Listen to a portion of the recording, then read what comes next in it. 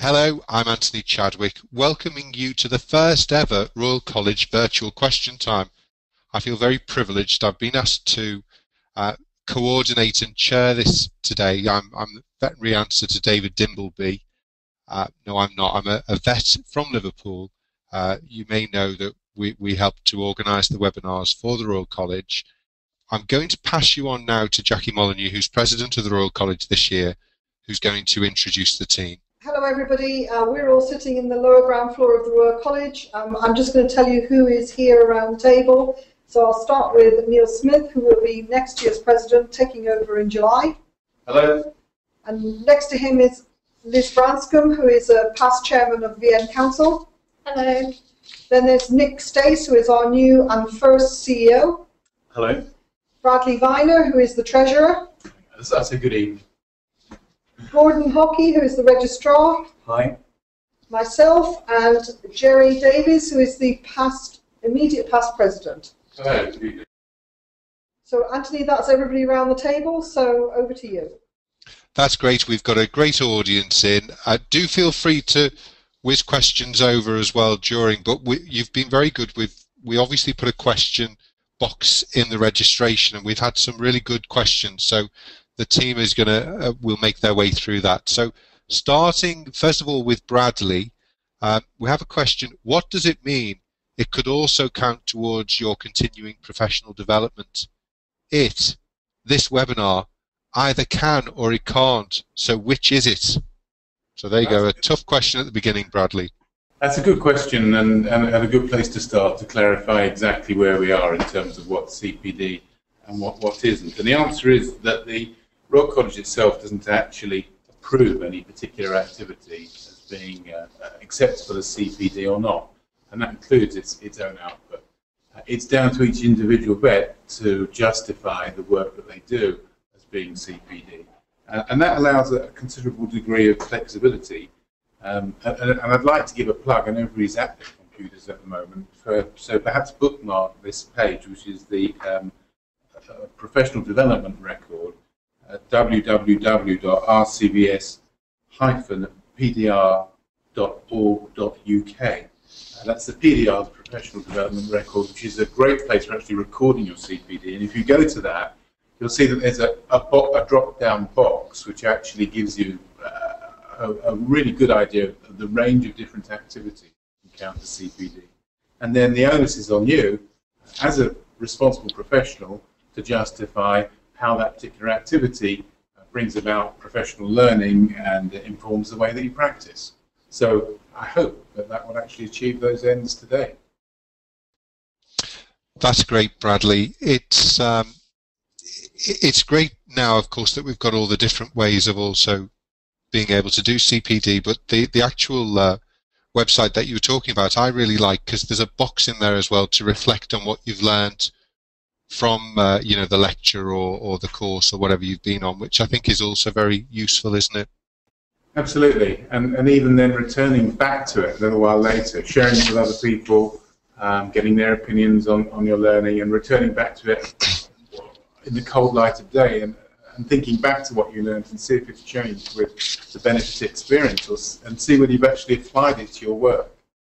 Because that's really what good professional learning is all about, changing the way you do things. I think if you go to a lecture and you can take one or two pieces of information that you then take into the practice, then you know that's just so relevant and important, isn't it? It means that the CPD has meant something.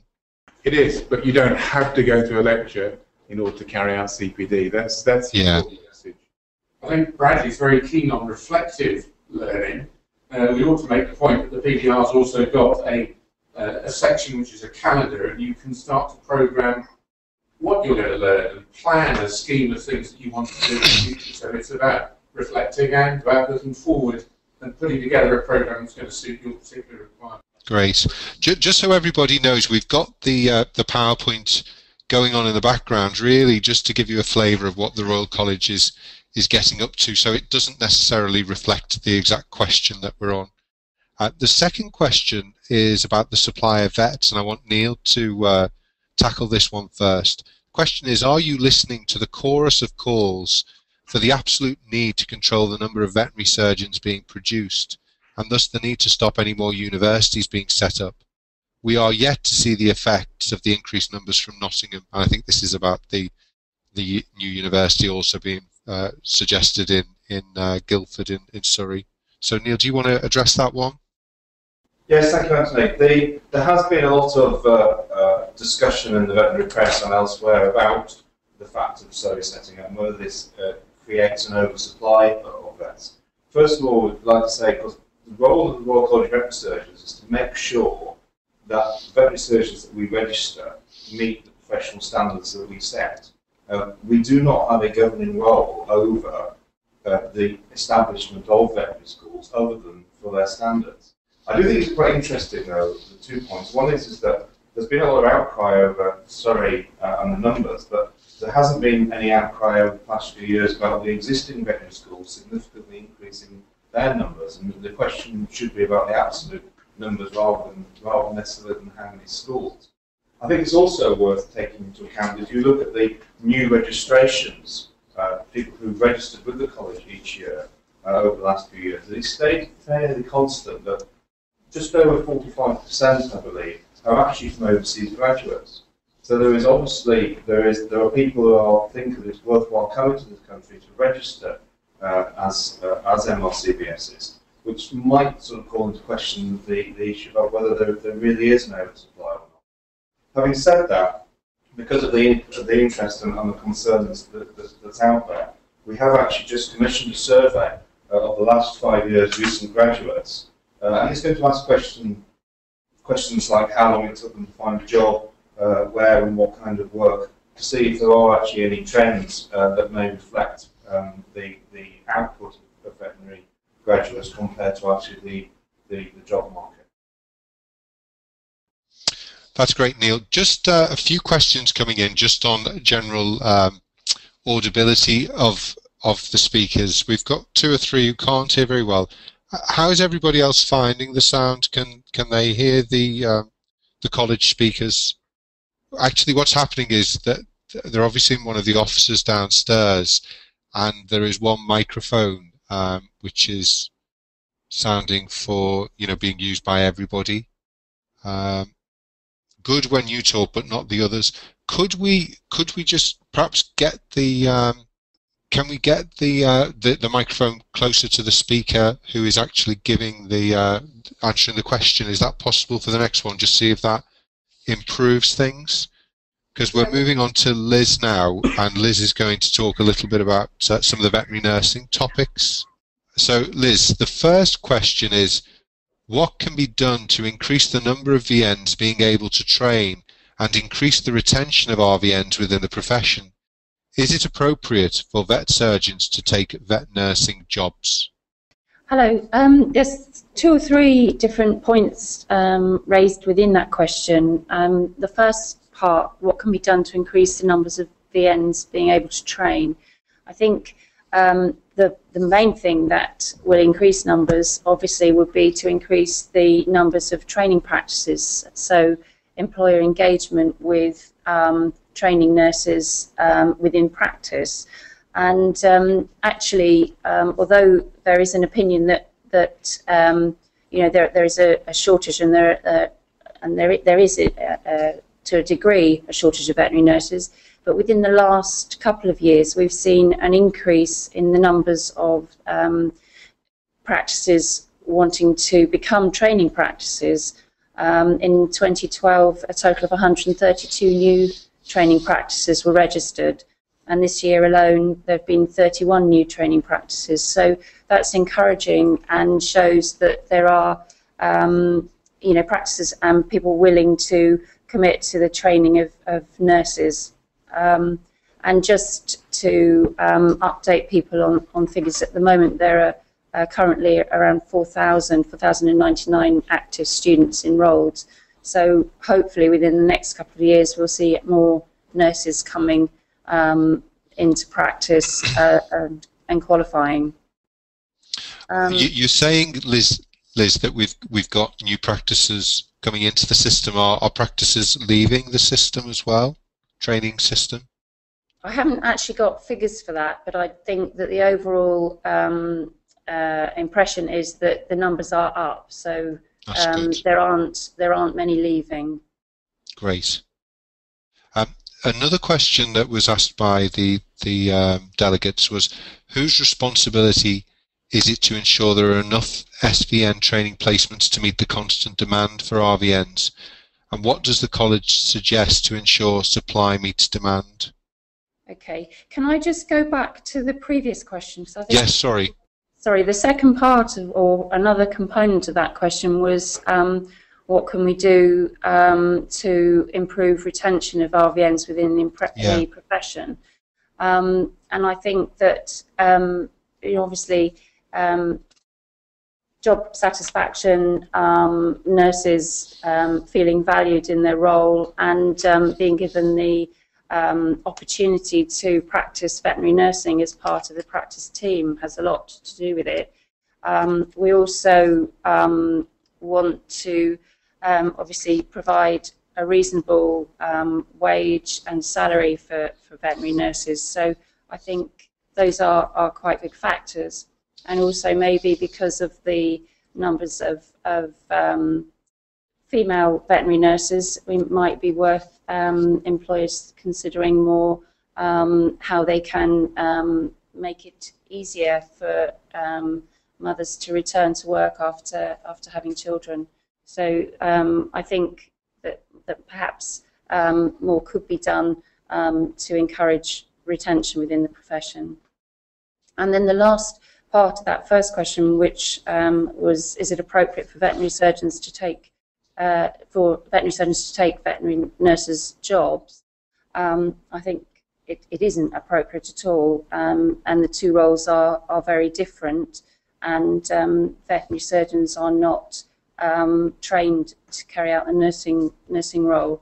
And it's also worth remembering that unless a veterinary surgeon is a member of the Royal College of Veterinary Surgeons, they can't carry out Schedule 3 tasks that nurses can. And the other question that you mentioned, whose responsibility is it to ensure there are enough student veterinary nurse training placements to meet the constant demand for RVNs? I'm not sure whether this question refers to training placements, students who are enrolled on courses that are going out into practice for placements, or whether the question refers to training practices. So obviously what we've already said about encouraging employers to take on the role of training practices is one thing. As far as ensuring the number of training placements, if it refers to college placements, then that would be a matter for the awarding organisations and the colleges themselves to help students find placements. Great, Liz.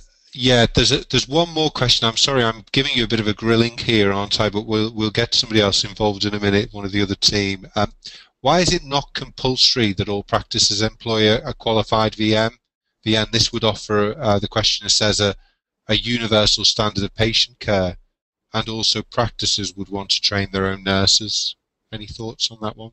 Yes, I think I would agree. It would offer a universal standard of patient care. I think at the moment there probably isn't enough nurses for every practice to employ a nurse, but I think that VN Council has an aspiration that every practice should employ a veterinary nurse, and maybe if the practice standard scheme becomes compulsory, then as part of that, then the requirement to have a veterinary nurse, a qualified veterinary nurse employed, will come alongside that scheme.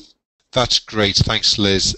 Neil, just if I can move back to you, we have a comment from Paul, who said, thank you for the reply regarding the proposed new university. I acknowledge the point made that existing universities have increased output, and few comments have been made about this.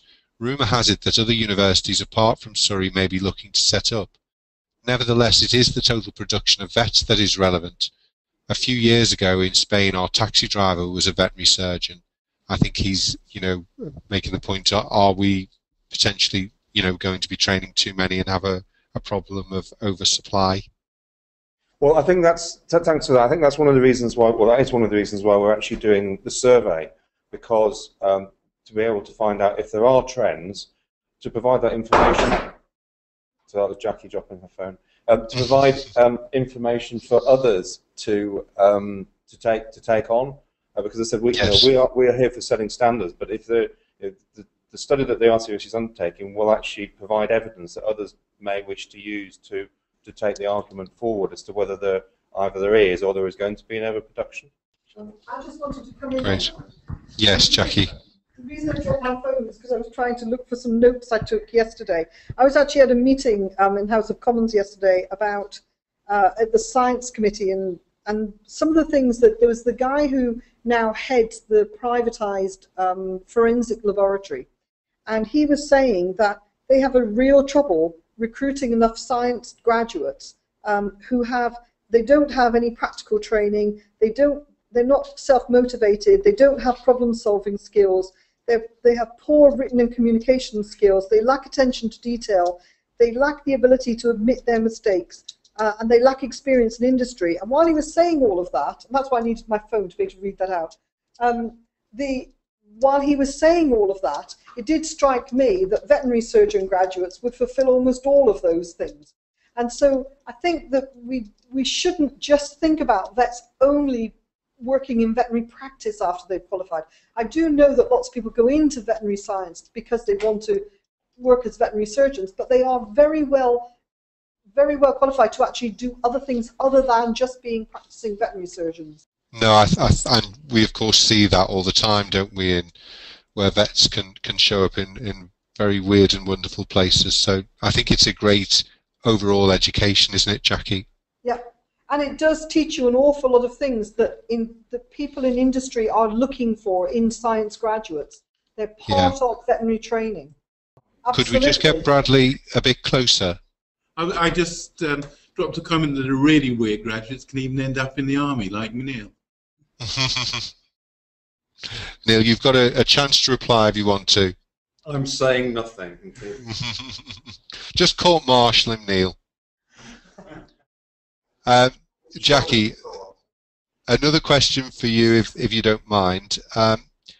We're wanting to talk a little bit about practice standards. How many have actually joined to date? Okay. Practice standards scheme. Do you want me to answer? Okay.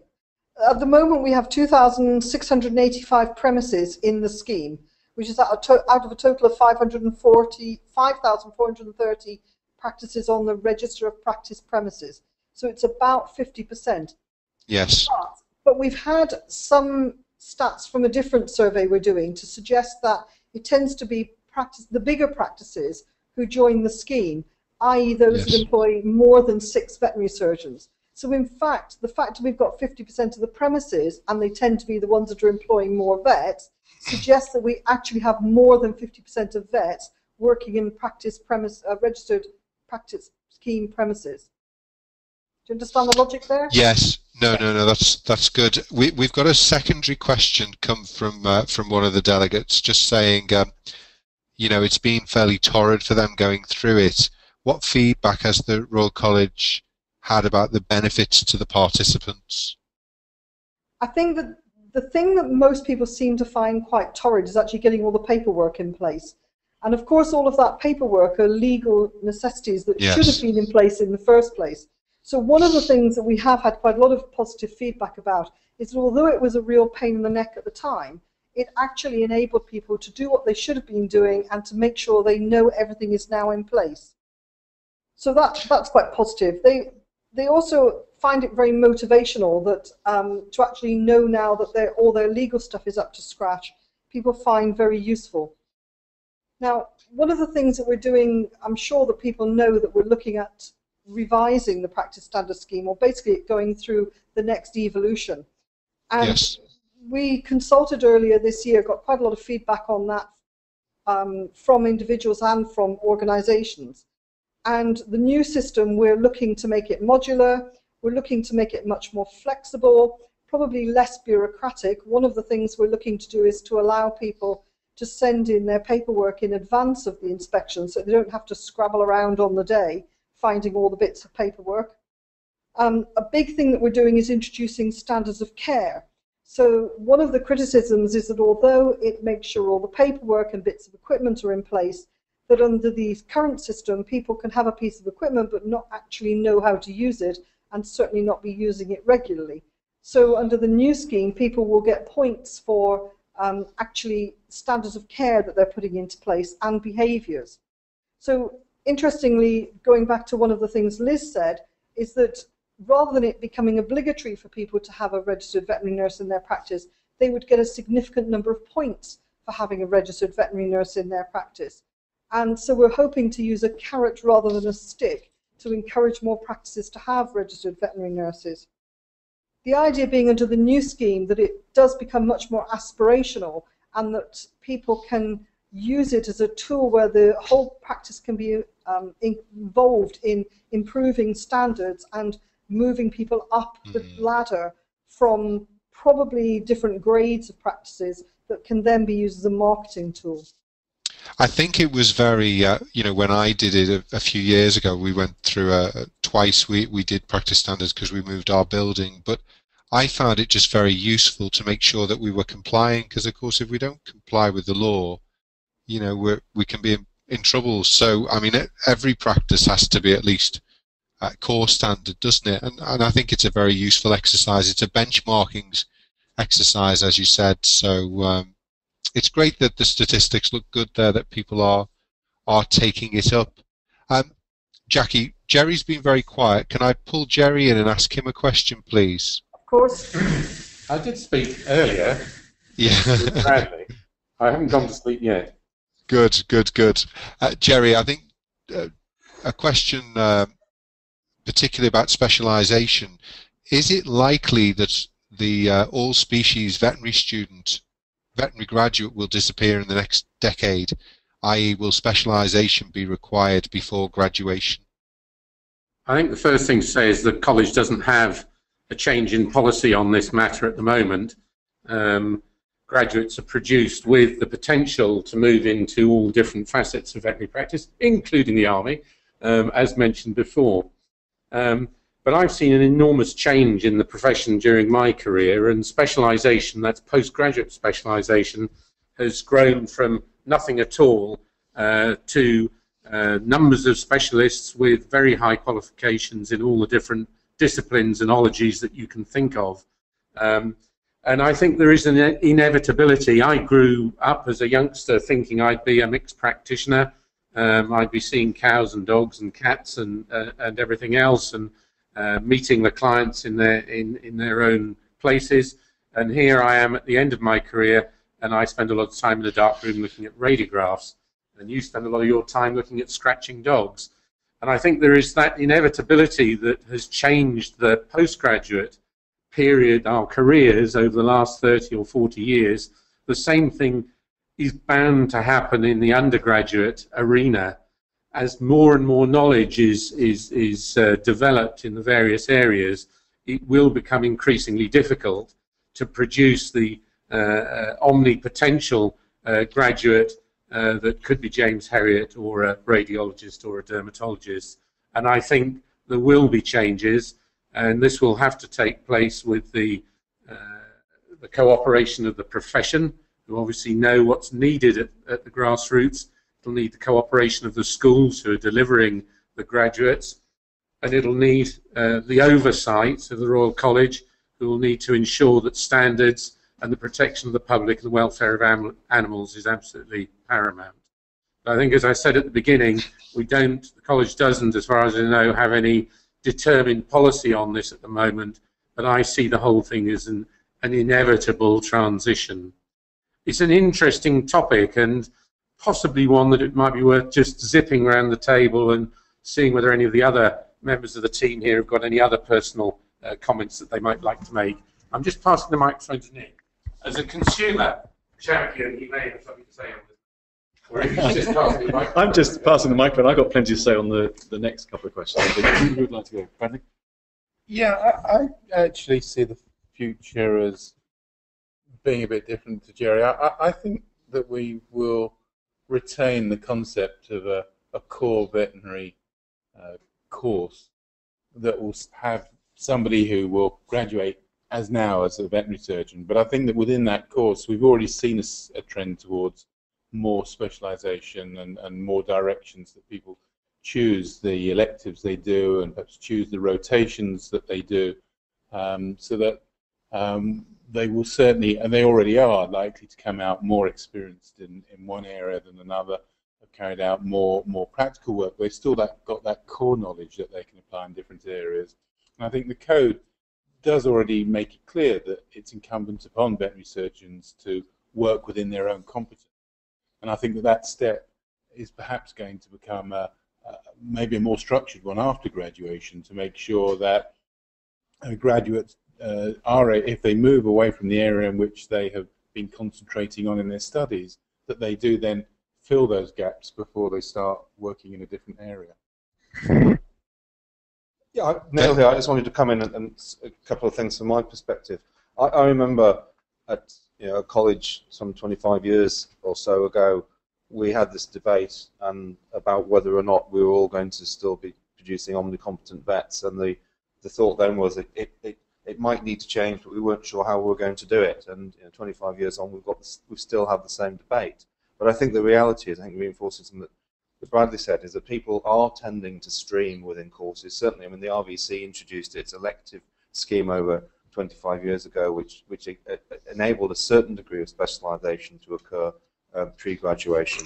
And so I think in some cases we're already partially there, but I don't think we'll see a formal changing of the idea of graduating as a cat vet within the next 10 years. I think we'll still have that breadth through most of the program. I'll just say a couple of points as well, that I actually think we might, because I heard a statistic a while ago that the knowledge in a subject area doubles every 7 years. Now, I don't know about you, but I found that the amount I learnt 30 years ago was fairly stretching, and I can't do the maths, but that means that I would be expected to know something like 6 or 8 times that amount of knowledge. And I just don't see how that's possible. And I think every 7 years that goes by, you talk about doubling again. I just can't see that it's going to be possible for graduates to come out and be competent in every area. I mean, I think that it's already been accepted that these graduates are omnipotential rather than omnicompetent. But I would not be at all surprised if we find that we start graduating vets in particular areas in the future. If I could just come back on that again, it's Bradley here. I think particularly in the light of what Jackie was saying earlier about all the skills that veterinary students develop and the ability that gives graduates from veterinary courses to go actually into a wide range of different careers, that it would be a real pity if that was actually narrowed down by their training, and at an undergraduate level they had to make a decision that they were just going to come out of veterinary school and only be able to be a cat vet. Maybe what will happen is that they'll do a basic degree for 4 years, and then their 5th year might end up being some sort of specialisation. I don't know, it's theoretical. Of course, now is a good opportunity to mention the RCVS's review on day one competencies, which is running for public consultation to the end of May. So I think that's maybe something that actually feeds into this particular argument as discussion, is what do actually people think that vets should be able to do on day one, and is there a degree of species specialisation in that they don't have to be able to do all things to all animals. That's great. Could I just move on? I'd like to ask a couple of questions to the non-vets on the panel.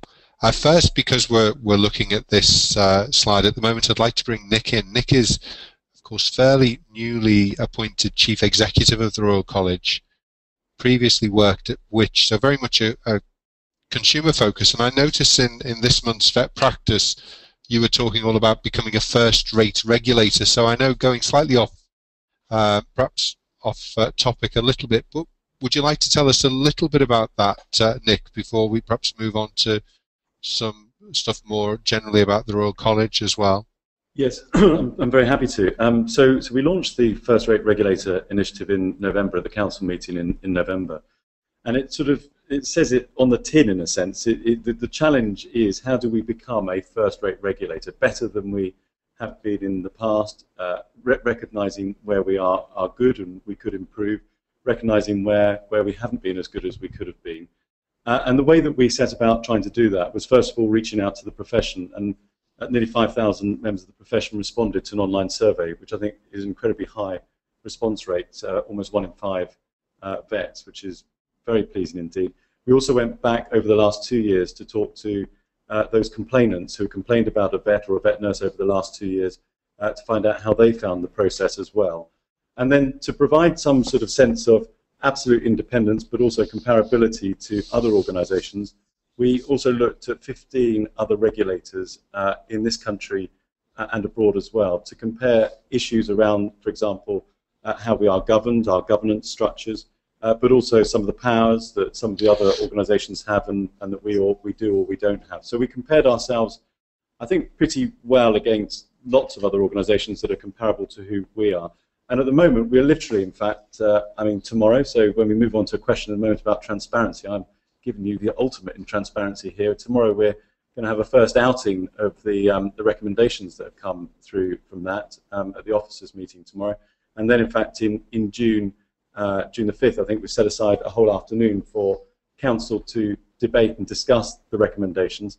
But I think the important thing is that these sit in a context that the Royal College of Veterinary Surgeons has reformed over many years now. This is part of a journey of reform, and that this really is the next step. It's how do we improve upon where we've been, how do we become first-rate in what we do. And Nick, fascinating to see the Royal College Council voting there. We've had over 4,000 votes, which I think is up on last year as well. So that's another good sign that the members are becoming a little bit more involved in wanting to vote and be involved. Yeah, no, that's right. No, it's really good news. I mean, we are doing our best to reach out as much as we can to the profession and to the public, to seek views, to be open, to be transparent. I mean, I come from a background which I think Jerry mentioned earlier, working at Which and consumer groups actually in different countries, Australia last. I've spent my last 15 years or so encouraging organisations to be open, transparent.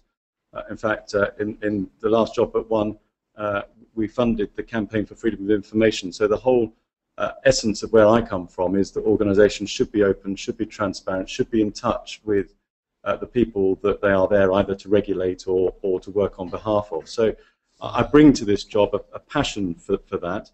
And I know that there's been 1 or 2 questions around transparency. Would you like me to sort of... Yeah, sure. I mean, how can the Royal College become or be more transparent?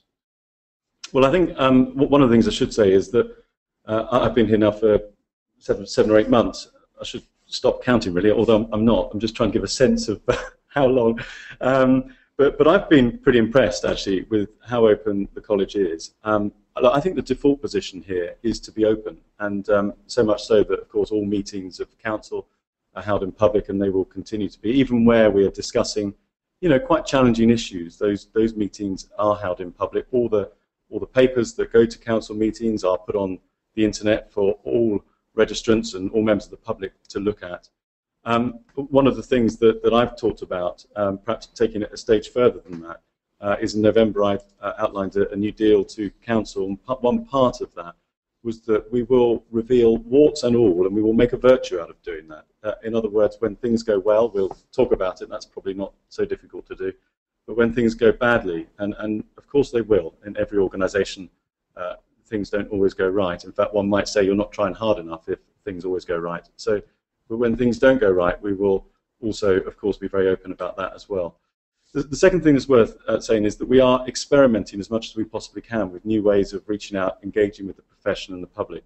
I mean, tonight's a good example of that, and I hope it works. I hope those who are listening find it interesting and useful, and you feel you can, explore areas that, perhaps in a written form are less easy to do. We're also expanding our role in social media through Twitter. I'm attempting to do my best there as well. And I've made my email address available to the profession as well, which, in case others haven't seen it, it's nick@rcvs.org.uk. And I get a number of emails every day from the profession and I do my best to answer them within 24 hours, and all of them are answered personally from me. So there is a sense that we are doing our best, I think, to reach out, to experiment with new ways of engaging with the profession, but to be as open as we possibly can. That's great, Nick. I mean, Twitter's great. I've tweeted a couple of tweets today or this evening about the webinar as well, so it's great. It can be so immediate, can't it? And a little sound bite. Yeah, I think it is. I mean, I think the thing about communication, of course, is that you need to do it in multiple ways. Twitter works for some people. It doesn't work for everyone. So I think, you know, in a modern age, you need to communicate in so many different ways. I seem to spend my life communicating in multiple ways. The answer is also to get on and do the job as well. So we need to get the balance right. There's a large part about what we do, which is communicating, engaging, but is also doing as well. And as you say, some people like, you know, webinars, other people would want to see face-to-face, some people like Twitter, some people like email, so it's quite varied. Nick, I've just put up a poll, actually. Do you like this form of communicating with the Royal College? Would you like me to run that? We've got 80 vets and nurses on the line. We can get a sense if this has been something that people are enjoying thus far. Yeah, I think that would be fabulous if we could do that. An instant sort of poll on that would give us a real sense of whether we should repeat this kind of exercise again. Look, we also have, this is not to replace, by the way, the actual question time, if you like, which is the real live version where you get to see us, shake our hands and have a canapé or two. The next one, in fact, up in Durham in just a couple of weeks' time. 15th of May, I've just been reminded. So, you know, we are regularly engaging face-to-face as well. But if this works, and let's see what the poll says in a moment, but if this works, we'll do more of this as well. Just for those people who haven't voted before, who maybe haven't been on a webinar before, if you have an iPad, unfortunately we can't take your vote. The iPad won't take the technology. But you could always put yes and no in the question box, which is just on the right-hand side. You'll see your little orange arrow. You can see questions, and you can actually type in a question. Otherwise, you just go to the poll and click on yes or no. So far, Nick, we've had 65% of people voting, and we've got 100% yes.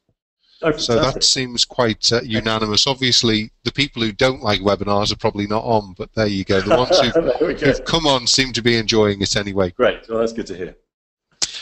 Moving now to Gordon. Gordon, how are you doing? I'm here. Great, good, Gordon.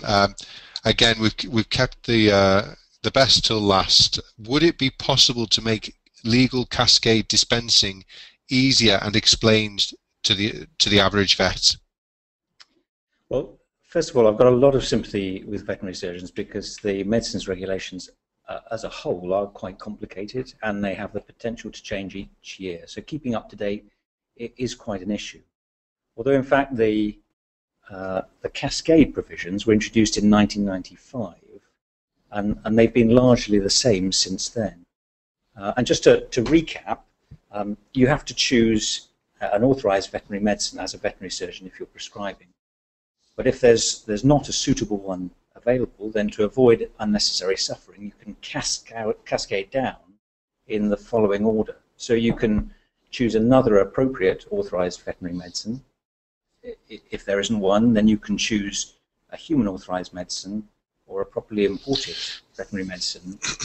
And then you come to the final category where you can choose an extemporaneously prepared product, one made by a vet or a pharmacist. There are more rules than that, and there's a little bit more detail. I think that perhaps may be reasonably clear. Perhaps it's the application of cascade that causes a concern, and I think sometimes a worry. And two things really here. There's quite a lot of guidance produced by the Veterinary Medicines Directorate. There's an advice note that they produce, and we produce supporting advice to the code. And that can be looked at. Maybe we could both produce more. We could certainly look at that, but I think that's the starting point. But perhaps the most important thing to say is that veterinary surgeons, I don't think, should worry too much about this because both the college and the Veterinary Medicines Directorate have a very sensible and I think appropriate approach to enforcement, and that's advice and education. Nobody wants to do anything draconian, and people who are exercising professional judgment and doing their best, I don't think have anything to worry about. So I think that's the most important message. Just linking back to the practice standard scheme, of course, if you're in the practice standard scheme, there are certain hassles perhaps with having an inspector around, but there you've got a veterinary surgeon who you can ask questions. You can tackle these issues with them. And our veterinary investigators, inspectors in the practice standard scheme, have their training alongside those from the Veterinary Medicines Directorate. So they're being trained together on these issues. And that's part of the reason that if you're on the practice standard scheme, you won't see someone from the Veterinary Medicines Directorate very often, because we're doing that side of the work for them. So you then don't have that inspection from the Veterinary Medicines Directorate. You don't have to pay their £250 odd for their inspection fee, because you're in our scheme. And yes, you're paying our fees, but it does save a multitude of visits. So I just to tie it in with the practice standard scheme as well. Just a little comment coming from Laura, just concerning Nick, and she said she's very pleased to hear that Nick says he replies to all his emails. I think that is such an important skill in our profession and to be encouraged more generally. So I hope I've always replied to emails. I was, Gordon, accused at the BSAVA conference. We were opposite a drug company stand, and Neil, who I know very well, said, "Anthony, I get more emails off you than I do off my boss." So I'm hoping that I've answered emails to you, Laura. Great. So I think we're moving back to Liz to ask a question about why is there so much equine training in a small animal nursing program? Basically, it's not just a small animal nursing program. The level 3 diploma has 13 core units in which equine and small animal syllabus is covered. And then after the core units, the students can elect to take an equine pathway or a small animal pathway for a further 6 units in each of those. So it's a combination of equine and small animal nursing that makes up the level 3 diploma. Great, okay. That's fantastic. I think we certainly do have some nurses on the line tonight, so hopefully that's been helpful. A question for Jackie on dangerous dogs. Jackie, do you think that the reform of the Dangerous Dogs Act, obviously I know the government are looking at this closely again after the recent tragedy up in, I think it was quite close to us in northern England, the young girl who was killed. Should that include abolition of breed-specific legislation? Well, I've spent quite a lot of today in a meeting round at the government about dangerous dogs, and the bad news, I think, is that it is exceedingly unlikely that the breed-specific points will be taken out of the new legislation. There are reasons for it, but I can't go into those at the moment, but the police certainly are very keen to keep that in. So I think it's highly unlikely it will be taken out. There was somebody there who was suggesting that it would be a really good idea, along with compulsory microchipping, to introduce a registration fee. And there was quite a lot of support for that in the room, as long as that registration fee could be ring-fenced to use to finance dog wardens and education. There was a guy doing quite a lot of the speaking there who is a sociologist who has done quite a lot of research into the social problems surrounding the ownership of status dogs. Yes. And it was quite interesting, the stuff he was talking about, but it basically is a social problem as much as a dog problem. One guy suggested that veterinary surgeons should refuse to treat animals if they were brought in if they weren't microchipped. I had plenty to say about that. There was not much agreement in the room about that. But it is absolutely astounding that the amount of merchandise is available, pit bull merchandise over the internet, and the amount of stuff that the lyrics that go into the gangland type wrapping, you can tell I know an awful lot about this. it is absolutely astounding, the market that's out there for pit bull merchandise. And that's part of the problem, is that it's seen as being part of the gangland culture. There's a status, etc., etc. And that's what we really need to be tackling as much as the actual dogs. But personally, I think that it should be deed, not breed, but I'm afraid that isn't going to happen. Yeah, I was at the BVA dinner, and I was sitting next to an MP who was very violently against compulsory microchipping, because he was saying, it's not enforceable, we don't have the money, the police aren't going to be chasing people, checking their dog license or whatever, or their microchip. So I do think it's a very difficult area. Just as a tiny little plug, Robin Hargreaves did a very good webinar on dangerous dogs, which he is at the webinarvet.com/BVA-webinars. So that may be useful for people to look at that. Robin is President-elect of the BVA. Great. We've got a question here from John. I don't know whether Neil might fancy having a go at this one. The question, and I think maybe Jerry and Bradley may want to come in on this as well. John's saying, from the point of day one competence, if we don't have to be all things to all animals, would we see a removal of the need to provide emergency care to all species from the Guide to Professional Conduct? And does this move towards a specific species license to practice? So, I know we've covered this, but just taking that element of emergency care out of the professional conduct. Yeah, I'm very happy to answer that. I think others may wish to jump in. It's interesting, that was part of this debate that I referred to as when I was a student. That exactly the same question. Yeah. Small animal practice with the horse trailer outside, where the horse has put a foot through the bottom of the trailer. What do you do? Actually, if you look in the code of conduct and in the supporting guidance, and I couldn't give you the exact reference to it in there now, but it does actually. I am about to be able to give you the exact reference to it now. It is actually covered in here. I'm looking at it very clearly. Under the first one, the section about veterinary surgeons and animals, it does say that it's supporting guidance. You need to go with it. But basically, it talks about vets operating in their own area of competence.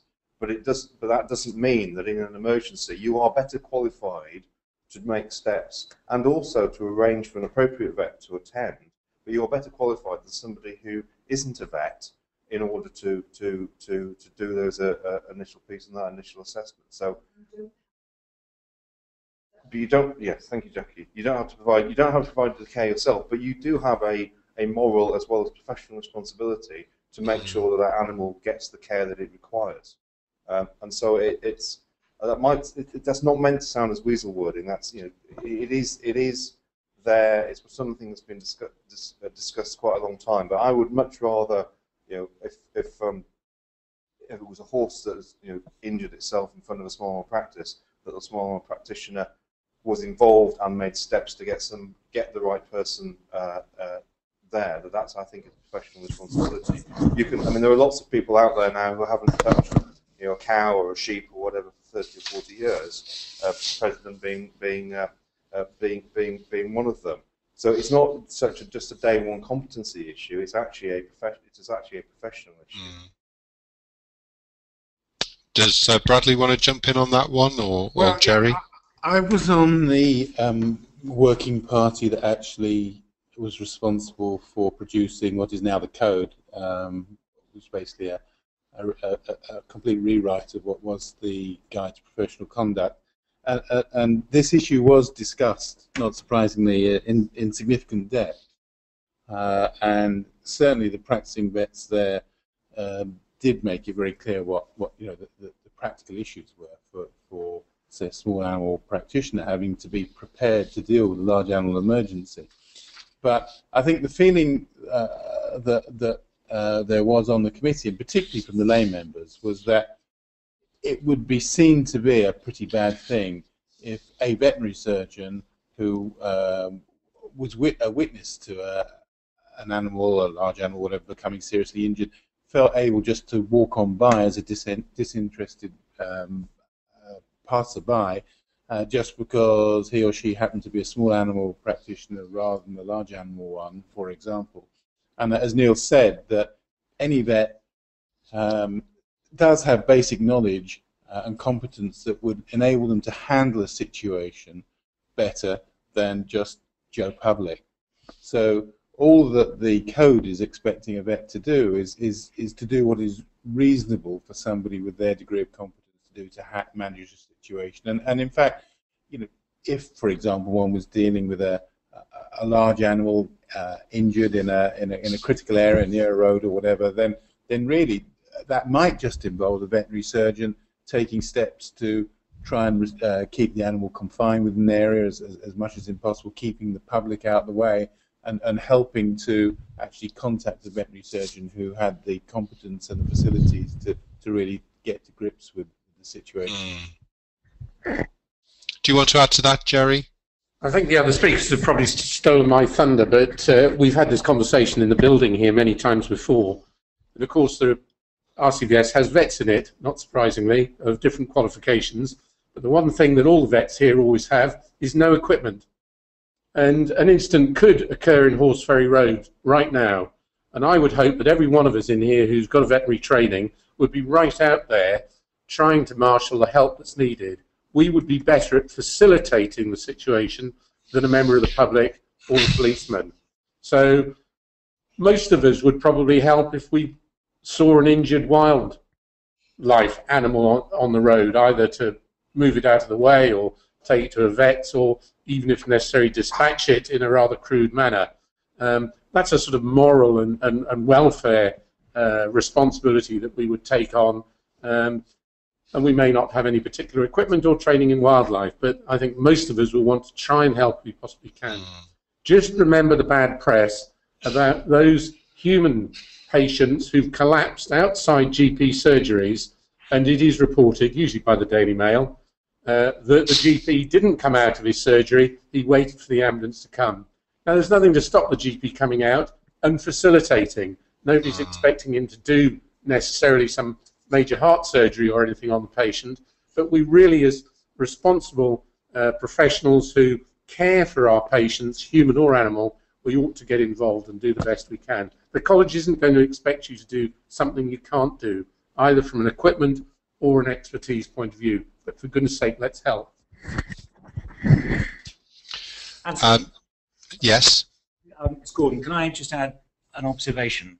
Yes, sure.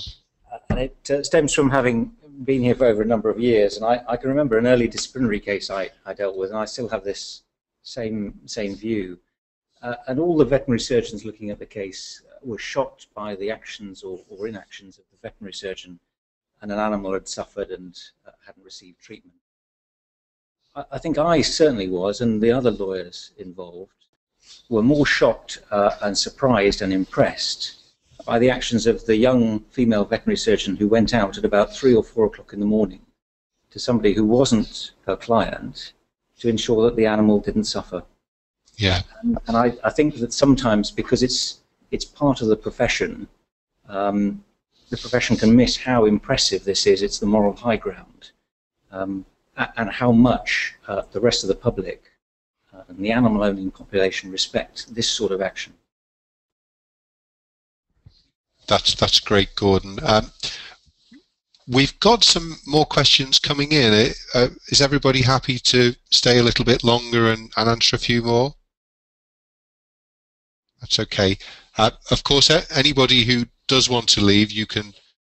Another advantage of webinars, if this was an actual question time, if you were leaving too early, the president might clock you and you get into trouble. But you can slink out and nobody will notice.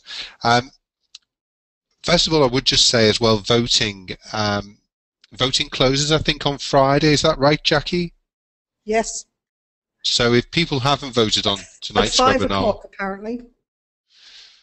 Yeah, you've still got the chance to vote. If you've lost your voting papers, if you ring Ian Holloway at the Royal College, he will sort you out with new codes. I actually texted my votes. I think you can go online as well, or you can use the old snail mail, but I suppose it's got to be in by Friday, so you are leaving it quite tight if you want to send it in. 5 o'clock on Friday.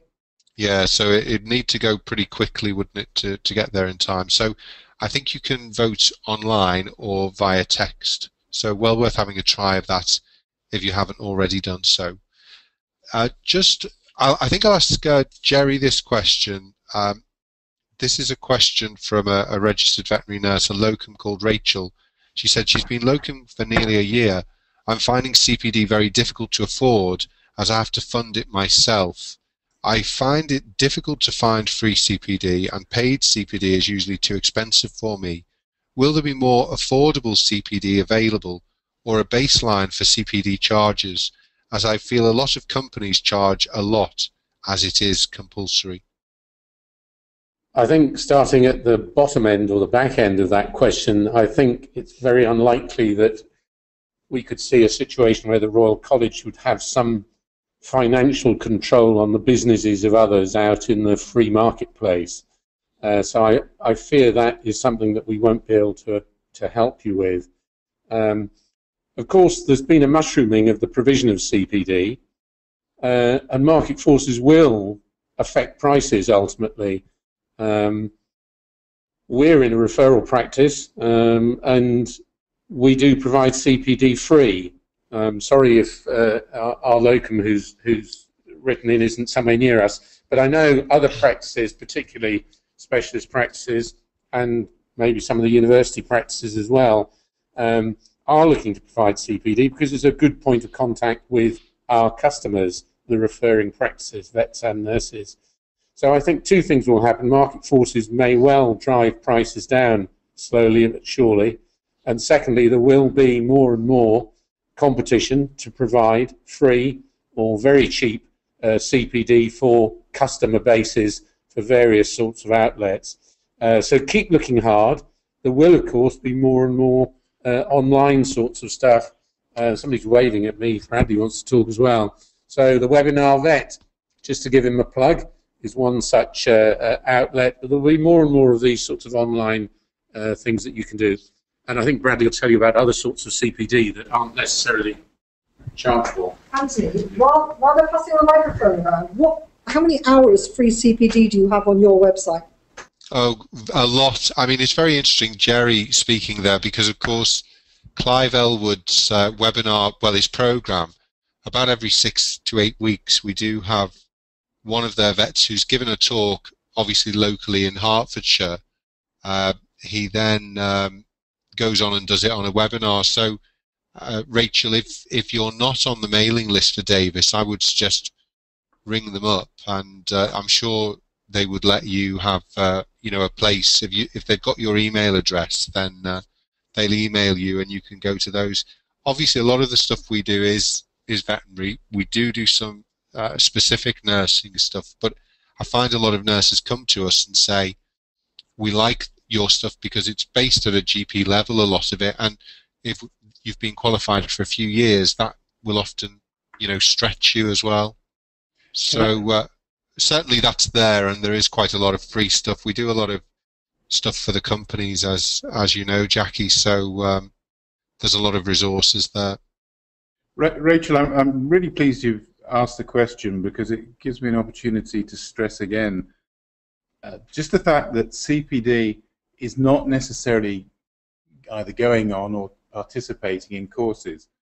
I'm not suggesting that isn't one valid way to carry out your CPD, but do have a look at the PDR, Professional Development Record, because it does give you lots of clues as to how there are a whole variety of ways in which you can undertake professional learning, and arguably superior professional learning, in that if you learn in the workplace, not only does it not necessarily have to cost anything, but you're actually learning from what you do.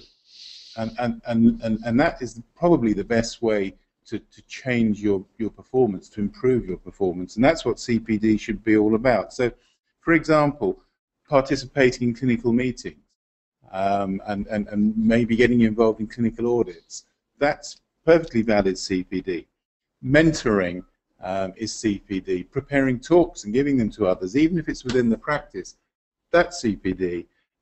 Reading, there's just free reading of veterinary journals is allowable as CPD, but if you then actually reflect upon that reading of veterinary literature, write about the learning that you gain from it and how you apply it, then that can be an unlimited amount of CPD towards your 35 hours, so long as you record it honestly and you can actually answer as to how you spent that time in order to improve your professional performance. That is perfectly valid. So there are so many different avenues to getting free CPD that it's not just doing it on the cheap. It can actually be doing it in a way which really helps your work performance. Jackie, do you want to get a bit closer to the mic? Yeah, Jackie was saying that it's 15 hours for a nurse, 35 hours for a vet, but the same principles apply. Just a question, Bradley, from Kevin. I don't know. The question is: do webinars with the correct verification methods count as live interactive CPD or self-study? I think you can put them down under. Yeah, I think you'll find that webinars are there on the PDR. But as I say, the precise heading you put there doesn't matter too much, so long as nobody's going to analyze those, so long as you then justify that in your text, explain what you've done, explain the learning, and as I say, if you can reflect upon that and how you've applied it to your practice, then you'll get more from it. Whether anybody actually reads that or not, in a sense, is irrelevant, because the fact that you've gone through the process of thinking about what you've learned and thinking about how you've applied it, then that will actually enhance its value. And let's face it, at the end of the day, okay, we have a professional requirement from the Royal College in order to carry out a certain amount of CPD for nurses and for veterinary surgeons, but it'd be a shame if that was the primary driver for doing it. The primary driver for doing CPD is to help us do our jobs better. Absolutely, I think that's that's so important, isn't it? The more CPD you do, and especially I would commend the Royal College's online system. I've certainly been starting to put all my hours on there, and just that little box where you can reflect a bit, I think is so important. I mean, we take notes, going over those notes again, that's all part of learning as well. So I really agree with that. Yeah, and we often forget to do it, and the great beauty of that online system is you can even do it on your smartphone or on your iPad, when before you even get back to your own office. Yeah. So it's immediate, and so you can do it whilst it's in your mind, not whilst the particular CPD is still going on, or indeed driving on the way home. I wouldn't like to be responsible for causing serious injuries, but as I say, it can be much more immediate, so you don't have to worry about finding that piece of paper that you're logging on manually or remembering to do it. Bradley, while you're on, Sarah's asked another question. She said, when returning to practice after a career break, what extra training is required before going back into practice? Well, so that's something that you've got to judge, because at the end of the day, you're the one who has the professional responsibility. Is Sarah actually a veterinary surgeon or a veterinary nurse? No, I'm not sure because she hasn't said, but we'll wait, and I think she's still on. So, Sarah, can you let us know, are you a vet or a nurse? I think the concept's the same, that actually she has a liability as a responsible professional to make sure that she is competent to do the work that she's going to be reimbursed. She's a veterinary surgeon. So she really needs to think about how long she's been away, what areas she's deficient in, have a conversation with where she's being re-employed, if necessary, get some supervised experience in order to get her up to scratch. But I think the important thing about being a professional is that we should all have the ability and the self-motivation to do what's necessary. The Royal College and the rules should only really be there as a backup to make sure that things go wrong. But fortunately, I think the profession as a whole is generally very responsible, and people are more than capable of assessing their own abilities and gaps in their knowledge and taking steps to fill those. Does Gordon want to make any point there? Can I just add something from the perspective of veterinary nurses? Yeah, sure, Liz. So a veterinary nurse, a registered veterinary nurse who has had a break of more than 5 years from practice, wants to return to work, they would need to enroll on a period of supervised practice, which the RCVS would require, and it's a 17-week program of study that they would need to do to bring their skills up to date. Gordon, do you want to add anything? Well, I think all I'd add is you've just got to be careful whether you've taken a break or not when you enter a different area of practice. Like all professionals, you need to be competent, and there's nothing wrong with doing that, but you need to think about whether you've got all the necessary skills and whether you need a period of experience before you pursue that new aspect of practice on your own. So I think that's the side, and that's the sort of difficulty we've seen within the complaints and disciplinary side, where people either don't undertake any CPD or pursue a new area of practice in which they're not competent. Yeah. Another question which, Gordon, you may want to answer, or somebody else may want to have a go at it. Jane has asked, will the RCVS be reviewing the 12 principles of certification? Some of the principles refer to the preparation of certificates that are supplied by government departments. Others refer to the certifier. Now, with modern technology and scanning, the reference to photocopying seems somewhat out of date. We have no plans at the moment to review the 12 principles, but I think we will have to at some point for the reasons mentioned. But also, now that veterinary nurses are a fully formed profession with a regulatory system, there's an argument that maybe there should be more responsibility pushed over to the veterinary nurses as well. But there have been a lot of developments with certification on the electronic side, and yes, that's a good point. They will need to be reviewed at some time. I think a lot of the principles will remain because they've been incorporated into EU provisions, but their application needs to be considered. We have one final question, which I'll pass over to Jackie, and then Jackie, you can perhaps close the webinar. Helen has asked, I think Helen is a nurse, but I could be wrong.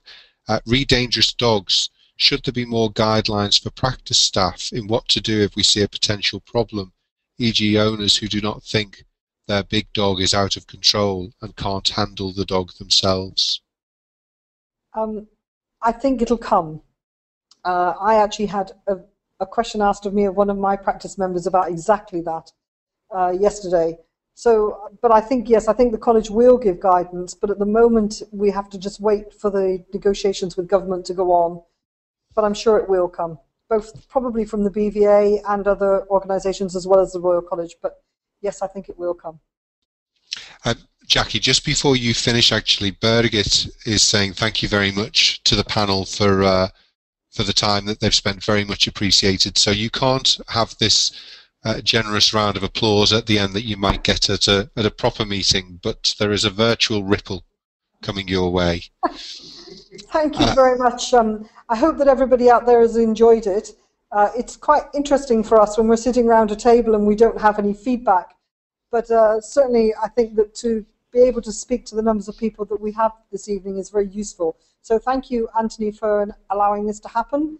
And thanks to all my fellow panel members. And thank you very much for being there. And just to finish, Kevin has said, thank you very much for this opportunity to communicate. More, please. Helen, very good, have enjoyed and will do again. Catherine, many thanks to the panel. The webinar will go up in the next couple of days, and I've put that into the chat box for people. So the webinarvet.com/RCVS-webinars.